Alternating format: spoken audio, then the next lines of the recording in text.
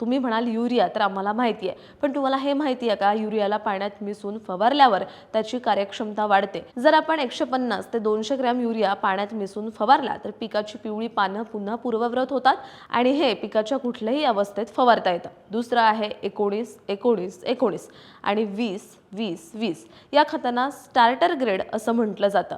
याची 1 ते 1.5% फवारणी केली म्हणजे 10 लिटर पाण्यात 100 ते 150 ग्रॅम 19 19 19 किंवा 20 20 20 वापरलं तर पीक वाढीच्या सुरुवातीच्या अवस्थेत शाकीय वाढीसाठी होतो।